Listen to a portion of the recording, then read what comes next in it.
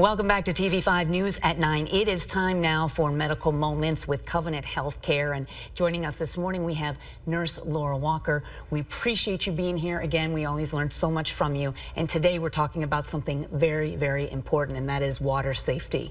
It's hot outside. You know, you focus on helping people stay safe, but also avoiding preventable injuries. If you could kind of talk about why water safety is such a big factor in that.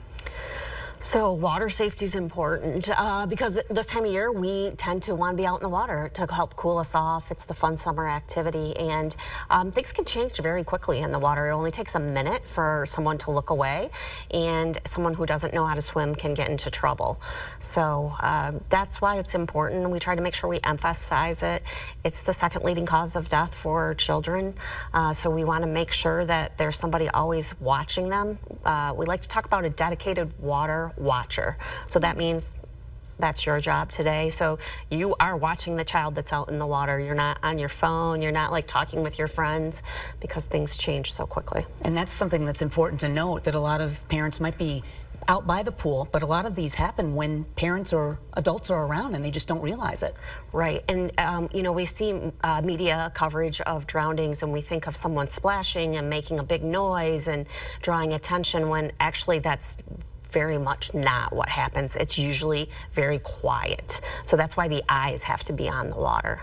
There is something we like to try and teach, and it's called, if you're struggling in the water, that you should flip over and float, because floating takes less energy than swimming. You'll get tired out. So something that maybe you really want to talk to your kids about, that if they're in their water and they're getting tired and they're trying to get to shore or to the pool ladder, that flipping over and floating is often more relaxing and it takes less energy. Oh, wow. I hadn't heard that before. It makes sense. Are there any other safety tips for water?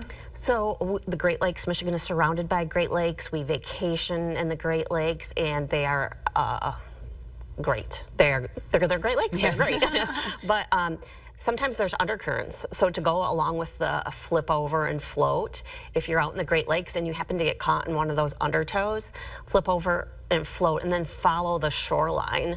So if you're out there, because we lose adults every year in the Great Lakes that are great swimmers, and it's just because the current grabs a hold of them and pulls them out, and you want to fight and go towards shore, but if you float along until the current goes away, then you can actually swim to the shore after that, or till someone can find you. So side to side versus yes. trying to move forward. Mm-hmm. That's very interesting.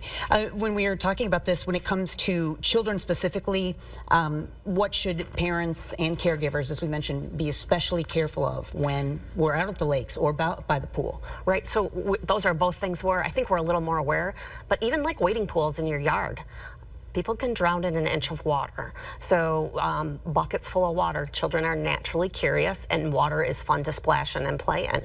So a little bit of water can cause a lot of damage. And we talk about bathtubs, you know, even just turning away while a child is in a bathtub, if they're not able to keep themselves upright, it's easily to be injured in the water. Wow.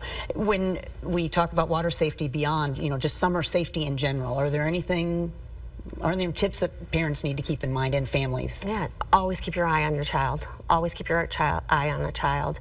I didn't speak much on life jackets. Life jackets are important if you don't have a strong swimmer, or even if you are a strong swimmer, making sure a life jacket is available in case you get tired, in case you get a cramp, because even people that can swim can end up drowning or end up in some type of distress.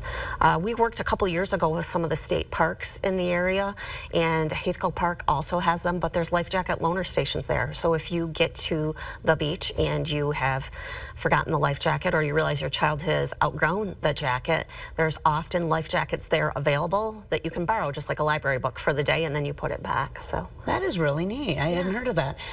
For injury prevention, Covenant offers some resources. What's the best way for people to get in touch with you?